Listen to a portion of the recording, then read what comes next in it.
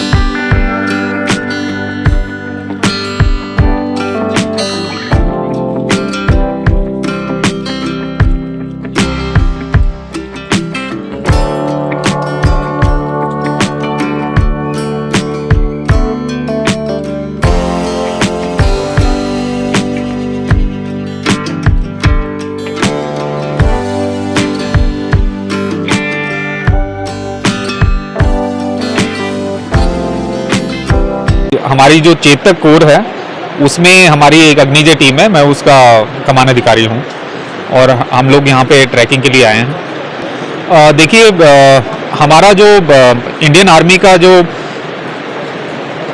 Adventure activity के तरफ जो नज़रिया है वो इस प्रकार है।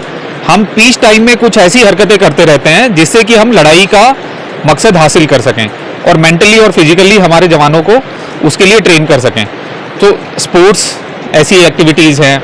एडवेंचर एक्टिविटी शायद एक ऐसी एक्टिविटी है जो मेंटल और फिजिकल रूप से जवानों को लड़ाई के नियर रियल एस्पेक्ट दिखाती है।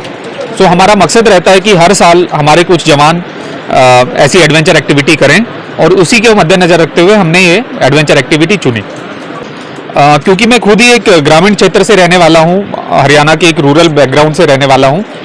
हम जानबूझ के ऐसा एडवेंचर का इलाका ढूंढते हैं जहाँ पे हम रूरल बैकग्राउंड में, रिमोट एरियाज़ में ज़्यादा से ज़्यादा एक्स सर्विसमैन से मिलाप कर सकें, ताकि उनको अगर कोई प्रॉब्लम है तो हम उनका रिजॉल्व कर सकें। लास्ट ईयर हमने बैजनाथ से होली तक का 105 किलोमीटर का जो ट्रैकिंग किया था उसमें हम 16 एक्स सर्विसमैन से मिले थे और जिनमें काफ़ी उनकी प्रॉब्लम्स थी जो हमने ESM सेल तक भिजवाई, जैसे स्मार्ट CSD कार्ड वगैरह नहीं चल रहे थे। सो इस बार हम 345 किलोमीटर में आमतौर से 26 से 30 एक्स सर्विसमैन हमने ऑलरेडी मैप कर लिए हैं जिनसे हम मिलेंगे। तो पहला हमारा मकसद यह है कि एक्स सर्विसमैन से मिलना, और दूसरा मकसद यह है कि उन रिमोट एरियाज़ में हम इंडियन आर्मी की छवि को पहुंचाएं, ताकि अगर वहाँ रिमोट एरिया में कोई बच्चे हैं वो इंडियन आर्मी के जवानों को वर्दी में देखें और उनके जहन में कुछ आए कि हमने भी फ्यूचर में इंडियन आर्मी में जाना है, भर्ती होना है। बिकॉज आप टीवी में देखते हैं उसका असर अलग होता है और जब रूबरू देखते हैं, आमने सामने देखते हैं सिपाही को, तो उसका मकसद अलग होता है। और लास्ट हमारा मकसद ये था कि इंडियन आर्मी का एक हमारा स्वच्छता अभियान चल रहा है जिसमें हम रिमोट एरियाज़ में जाके हम स्वच्छ भारत अभियान का भी प्रमोट कर रहे हैं। तो ये 3-4 हमारे मकसद थे जिसकी वजह से हमने हिमाचल को चुना। युवाओं को देखिए, हम ऐसे देश में रहते हैं जहाँ पे युवा को मतलब उपसर करना ही नहीं है, इतने ज़्यादा युवा हैं, ऑलरेडी लाइन लगी हुई है। आप देखो, अभी मैं हाल फिलहाल कुछ न्यूज़ पढ़ रहा था कि जो हमारा अग्निवीर के भी जो जितने भी एप्लीकेशंस आई हैं वो भी रिकॉर्ड काफ़ी कायम किया है उसने। सो इंडिया में, भारत देश में वैसे ही बहुत से लोग प्रेरित हैं, लेकिन वैसे भी आर्मी बीच बीच में ऐसे इनिशिएटिव लेती रहती है, जैसे एडवेंचर हुआ, फिर इक्विपमेंट डिस्प्ले होता है, फिर हम अपने लेवल पे काफ़ी सैनिक मेला वगैरह को आयोजन करते हैं।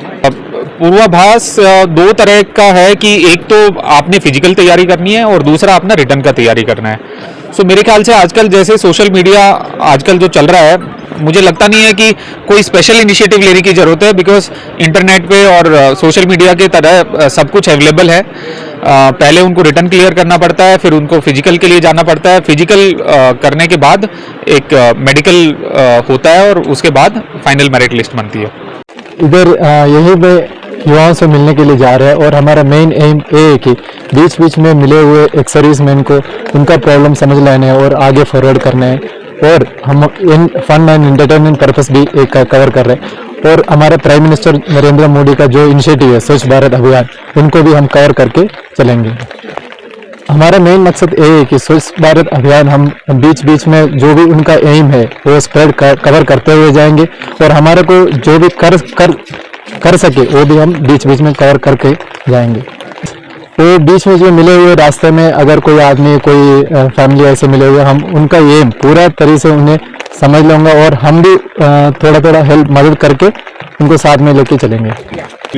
हम 1 महीने के बहुत प्रैक्टिस कर चुका है इस ट्रैकिंग का पूरा किलोमीटर है 345 और हम स्टार्ट करने हैं Yol can say Nagrota via हम उतराला पहुंचेंगे, उतराला सीधा से धर्मवाला से सुनला के बाद गौरियार के बाद सतियार और सतियार के बाद सतरुंडी हेलीपैड में हम ये ट्रैकिंग के खत्म करेंगे।